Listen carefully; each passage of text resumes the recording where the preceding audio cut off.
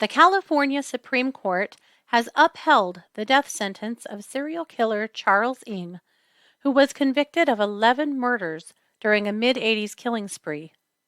Charles is one part of the Miranda Murders, along with the late Leonard Lake.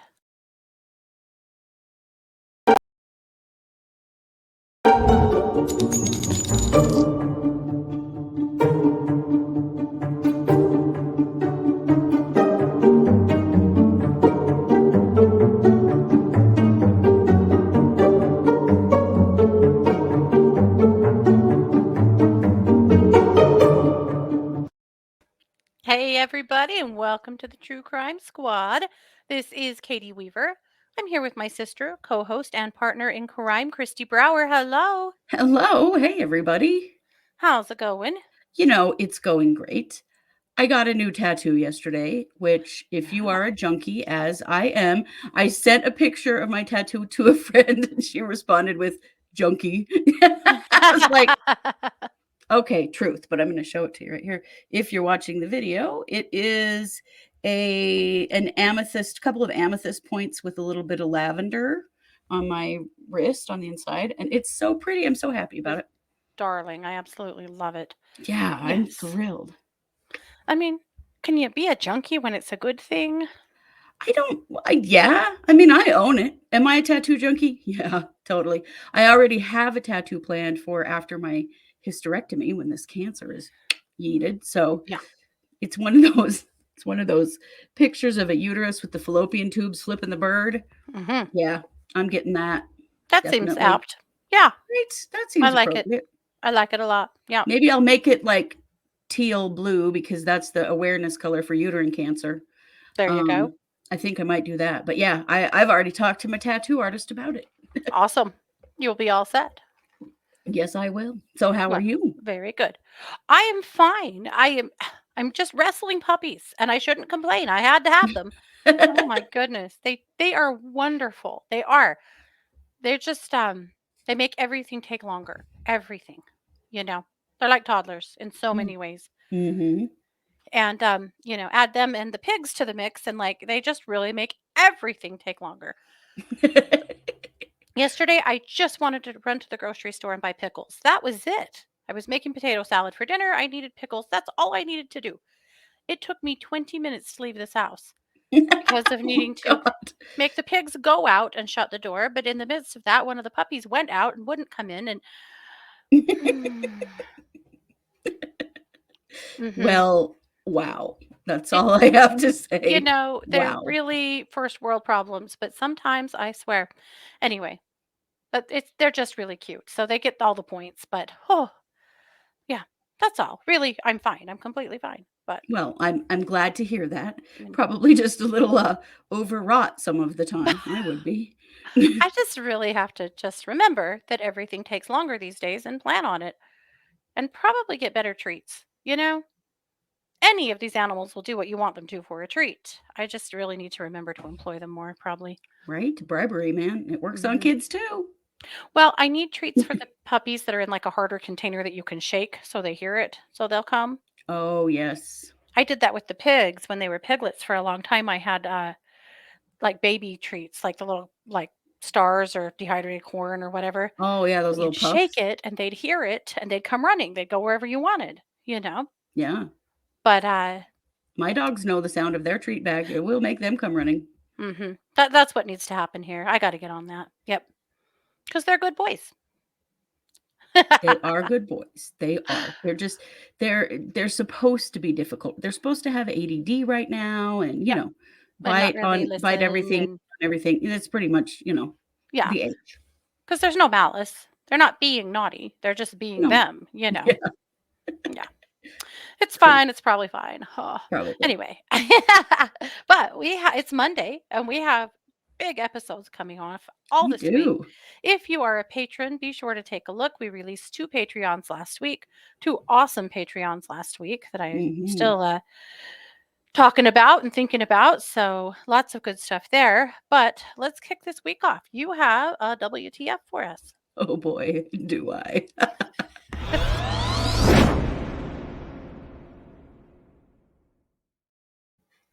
So, a man in Oregon really learned himself a lesson recently. Ooh. This is Trennan Smith. Let me show you a picture of him. So, if you're watching the video, you can see. You will note that Trennan is tied to a tree and he has a piece of duct tape hanging from his cheek as though it's been over his mouth. He's looking awfully bewildered. Yes, he looks, a little flummoxed about life. However, the people of Oregon have had enough of his bullshit. Oh. So, recently, he was in a remote forested part of Oregon starting fires.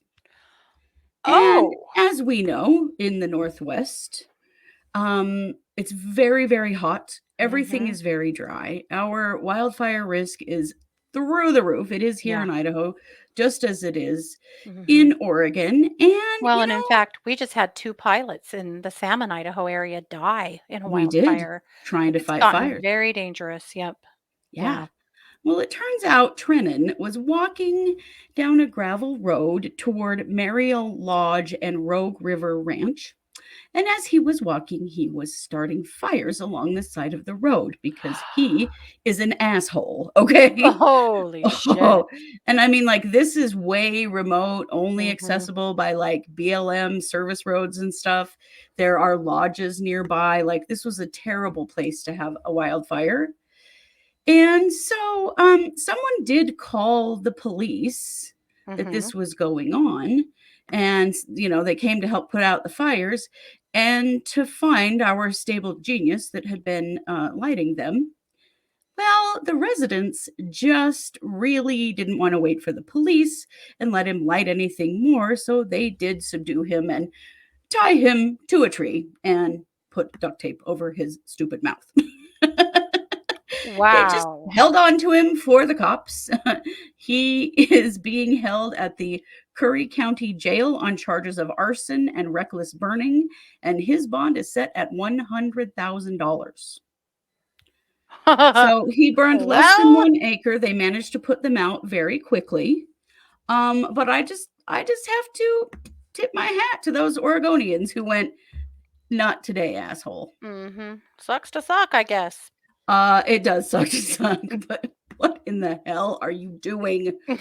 But the picture of him, if you have not seen it, Show it one more time. I let's think show we it. need to see it. Yeah. It really just kind of did my heart good. The look on his face and the duct tape hanging off his cheek and the rope that is wrapped around him like 10 times. Like, these people were not screwing around. So, you know what? Picture of You the want to year, be an really. arsonist? Don't do it in Oregon. They will kick your ass. That's right. Well, there you go. Well, on that note, I'm going to kick the mic back to you for our main case. Okay.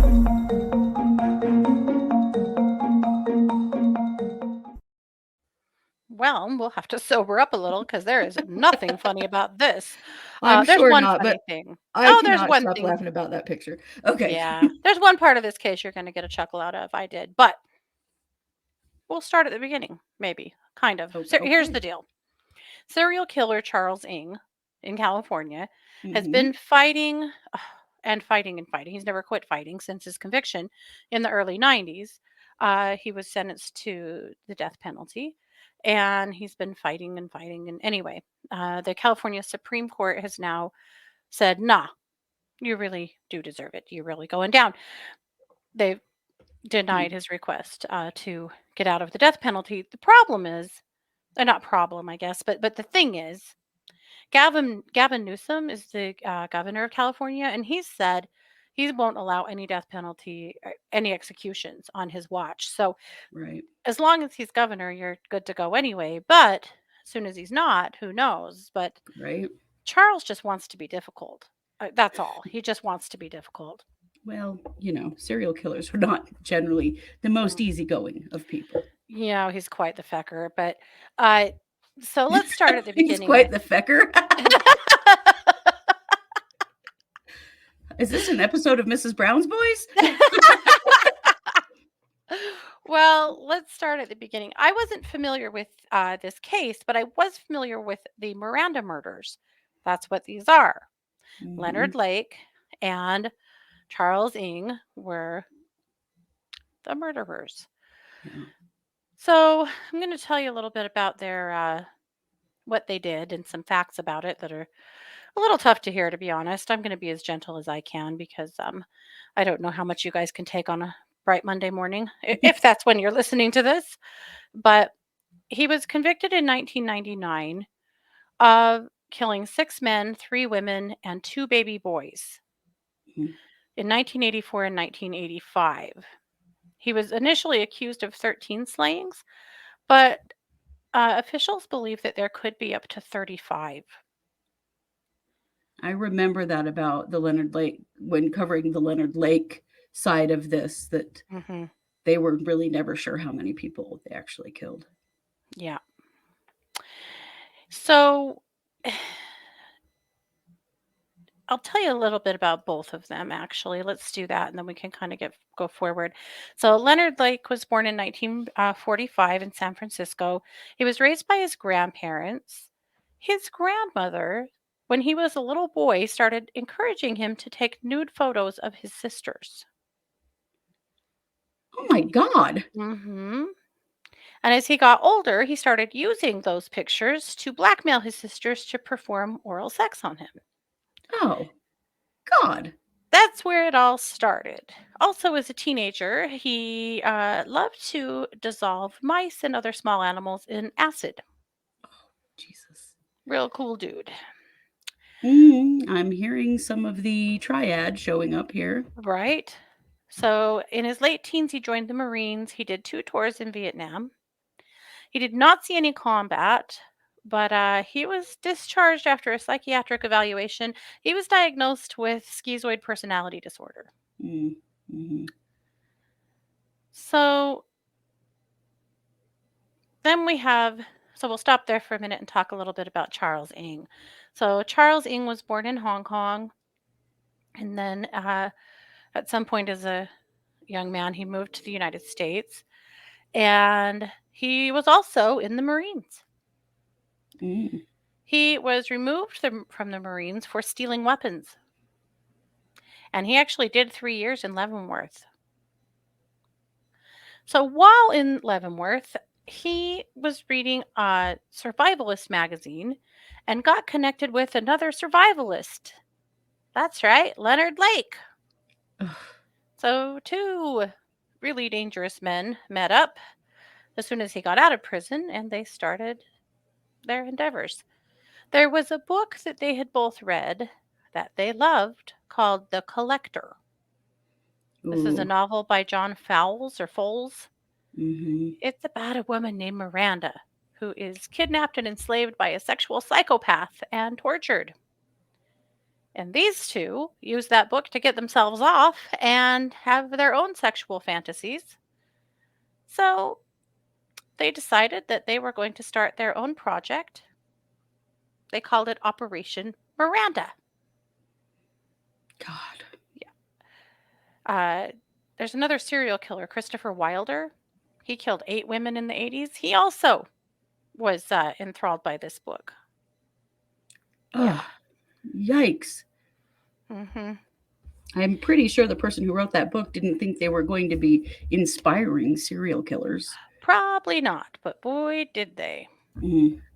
So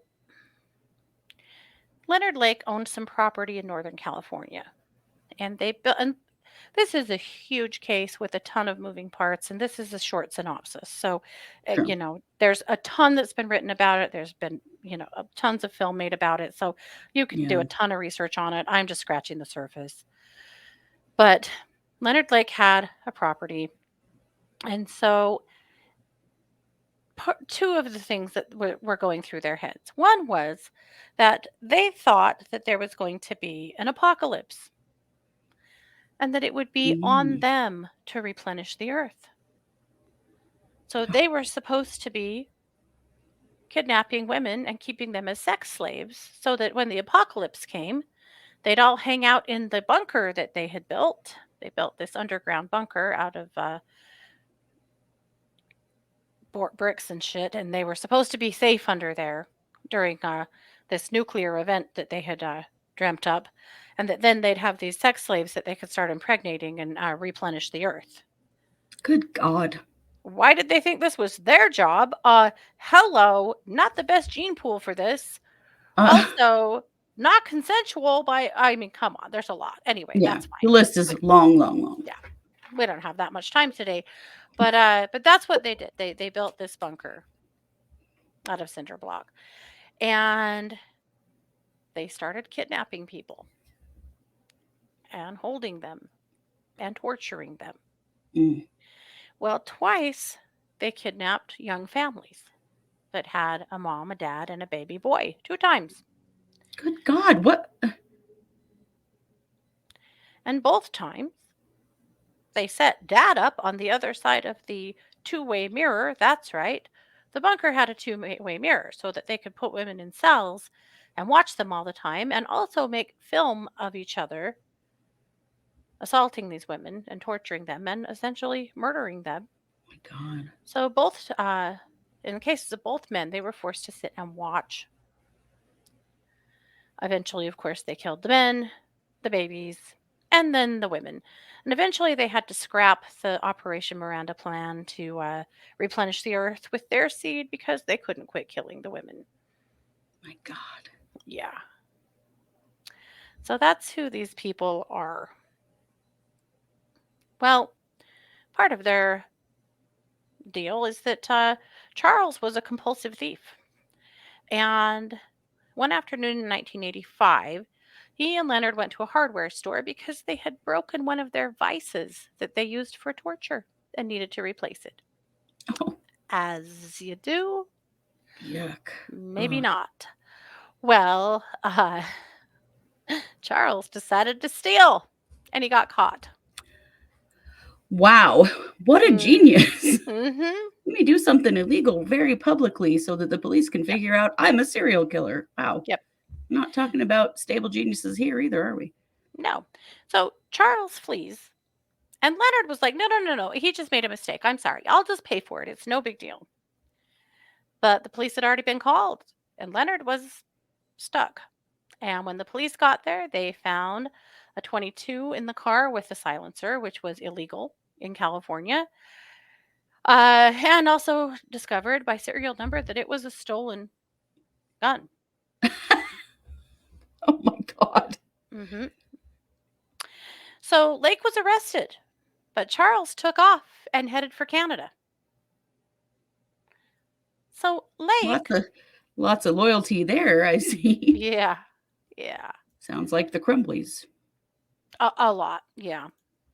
Well, I mean, a couple of just unbelievably terrible people. So while they're interrogating Lake, he asks for a glass of water. So they get him a glass of water and actually leave him alone for a few minutes. And he writes this note: Dear Lynn, I love you. I forgive you. Freedom is better than all else. I'm sorry, Mom, Patty, and all. I'm sorry for all the trouble. Love, Leonard.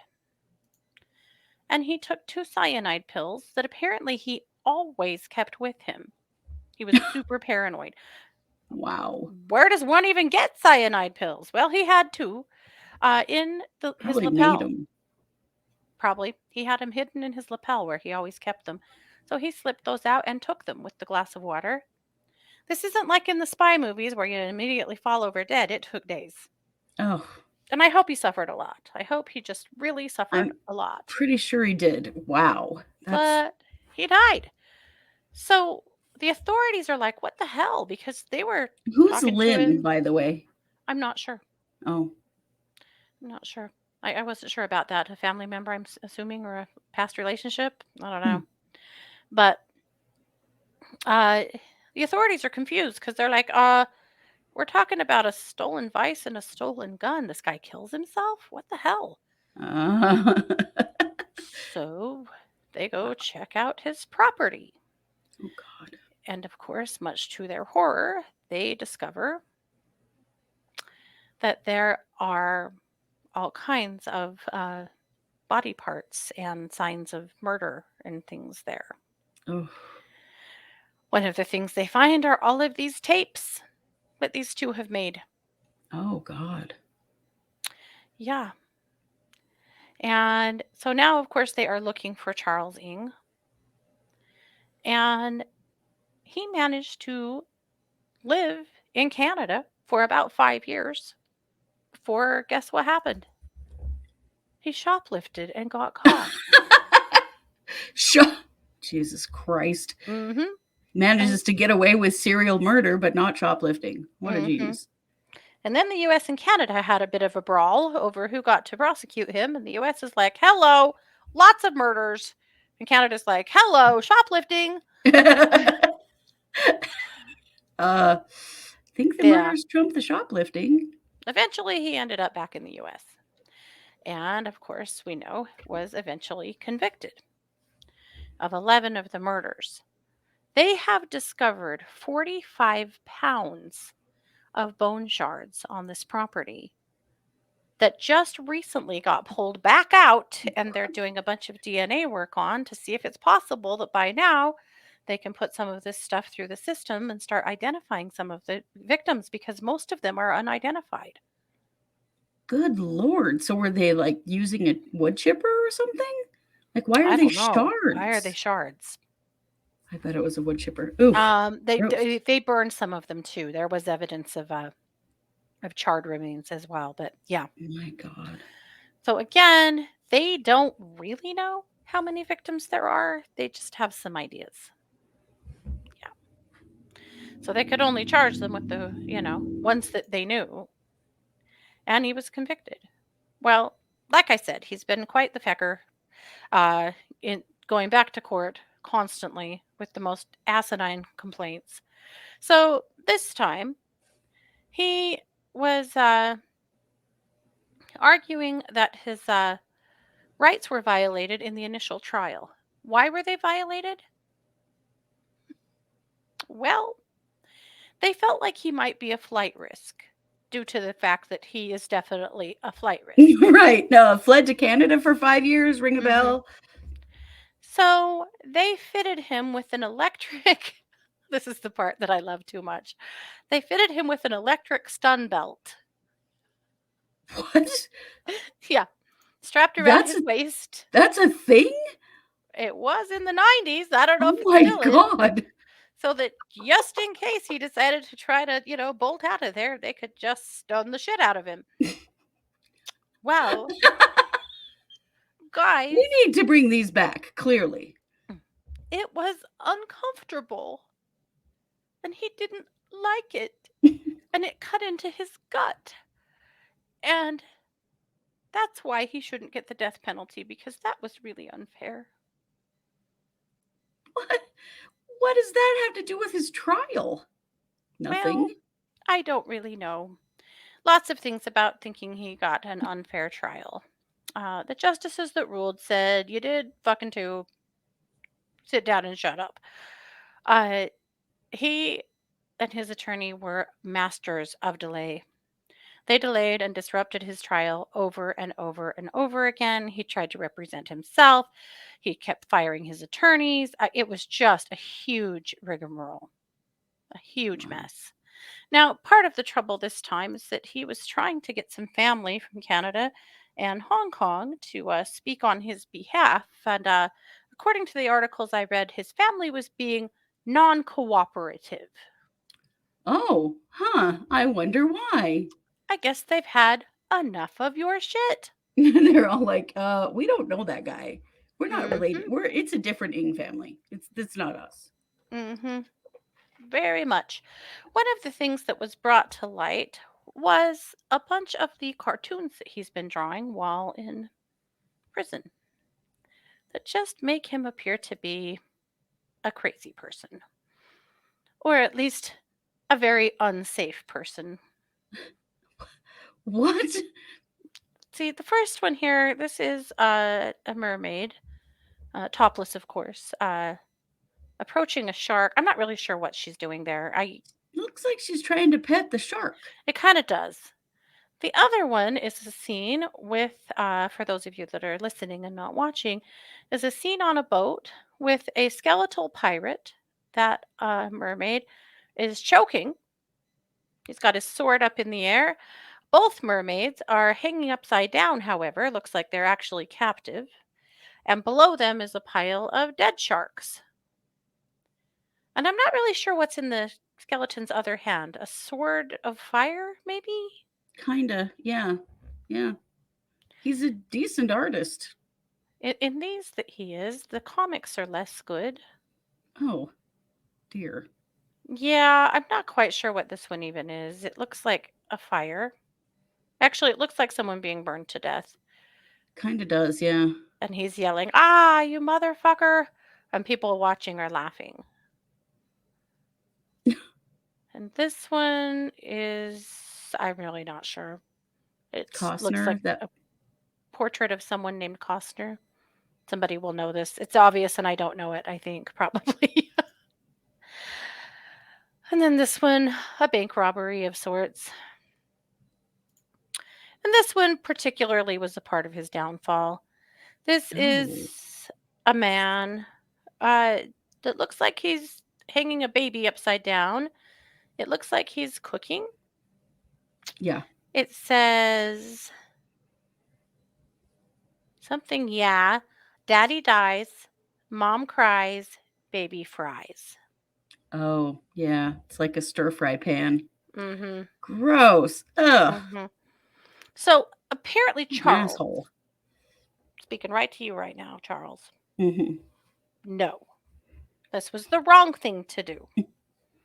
You just couldn't go draw butterflies and rainbows and Jesus? You had to do this, did you? Well, Rainbows and butterflies and Jesus. this was a bad decision.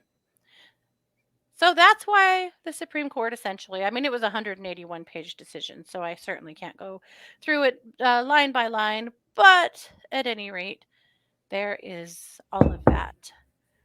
There is a defense lawyer named Michael Burt, who's some of his clients you'll recognize: Lyle Menendez, Eric Robert Rudolph, Richard Ramirez, Oh, Joseph boy. Duncan. He's This like, is his oh. well, no, it's who he wanted for his attorney. Oh, And he okay. got him in the extradition fight between 88 and 91 between Canada and the US, Mhm. but he didn't work on his criminal case. But Ing tried to refuse to work with anybody but him. But it didn't work for Bert, partly because honestly, the state just wasn't going to pay him enough and he didn't want to take it. Then he said he'd come on in 97, or come on in 98 for the trial, but he wanted to delay the trial because he wouldn't have been ready. And the judge was like, no, we're sticking with what we've got. We've wasted enough time with this guy. So that's Yeah. part of his, that was part of his argument that he was treated unfairly because he didn't get the attorney that he wanted. But And again, the this is a courts are public like, defender, right? yeah. And the courts are You like, don't get bro, to we paid for pick your your attorney. Yeah. yeah, you don't get to pick your public defender. It doesn't work Yeah. like that. Yeah. You'll be fine. Anyway, so that's it. That's why it was obvious to the court that there's no reason to overturn the death penalty in this case, but Yeah. he sure wanted them to. Yeah. Good lord. So there you Well, have it. That is gross. just in a nutshell, because there's a whole lot more. One of the things that they said in their argument was that he was treated roughly as a child. And his father actually had testified and said that, yeah, I used to whip him with a stick when he was naughty. I thought that's the way you parented. And I've learned over the years that it's not the best form of parenting. And I didn't know that. And I would be forever sorry that that's how I disciplined my kids. That's just what I knew. Yeah, lots of kids got whipped with sticks when they were naughty that didn't turn into serial killers, Charles. It's a weak Right? argument. Our mom spanked us with a wooden spoon, and we're I on the bet. right side of the law. So, Yeah. good God. Yep. I'm sure most of the justices were like, I got spanked. Yeah, like, yeah, no, this is not an excuse And here at I all. am. And maybe Most, his dad was, maybe it was abusive. Maybe it was. I don't know.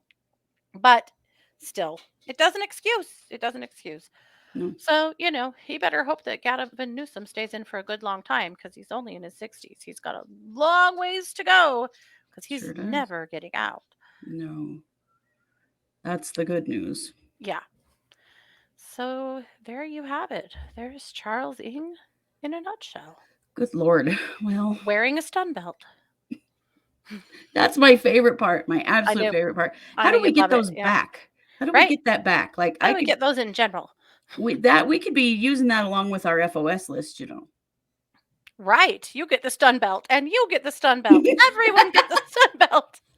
I like it. Oh, that's yeah, that would be I great. like it. I'll bet the victims' families wish they could have been on the controller of that stun Right? belt. They want the remote. Mm-hmm. I mean, I will say there was a time when our youngest sister was married to someone that none of us liked. We thought he was a real douche. He needed a stun And belt. that's because he was. Mm-hmm. And he put on one of those zappy dog collars one time Mm-hmm. and gave Kara the remote. And he was trying to be a tough guy. He's like, turn it all the way up. I can handle it. This is nothing. As it turns out, it was something. Yes, she Really stunned the something. living shit out of him.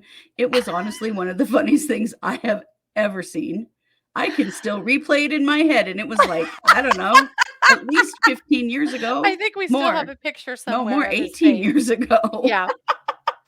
19 years ago. Yeah. Yes, 19 years ago, but it still like it still makes me feel better about things to think about him getting stunned with that thing.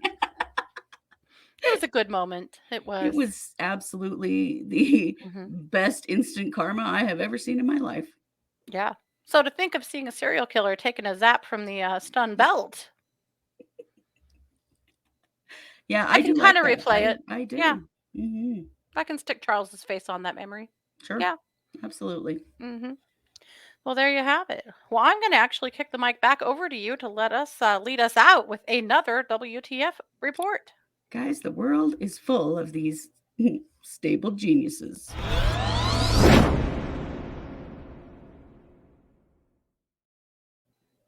So, a while back, there was a bit of an incident in Connecticut at a Family Dollar.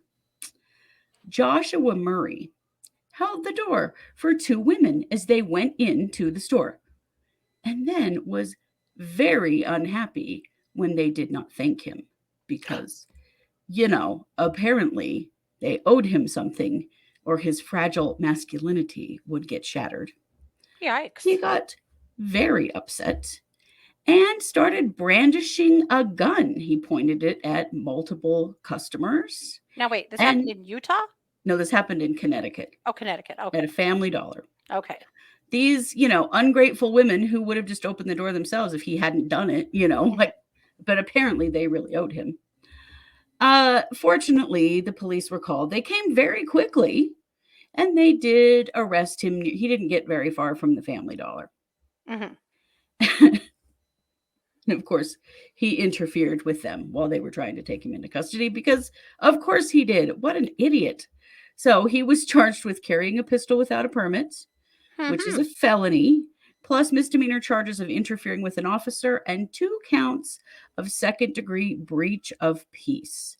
Wow. Fortunately, no one was injured except for Joshua Murray's ego.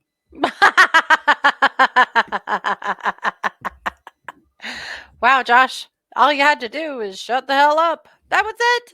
Where was one of those stun belts when you need it? Right. Wow. Well, there you have it. There you have it. That's Monday. Stun belts all around. Yep. Well, we'll be back tomorrow with a brand new episode. Yes, we will. If you're a patron, take a look. There's 2 great Patreon posts last week that you're going to love. And of course, we'll be back tomorrow with a brand new episode and the whole rest of the week. Wednesday, a new episode. Wednesday night, case updates. And then for members, of course, we'll have our first psychic hour in the membership section here on YouTube. So, or on Patreon if you're a patron. So you can look for it there. If you have a hard time becoming a member, just reach out to us, send us an email, reach out to us on Facebook. We'll help you. Yes, we will. No big deal at all. But that's what's up. So thanks so much for being here. This has been yet another production of the True Crime Squad. Take care. Bye, everybody.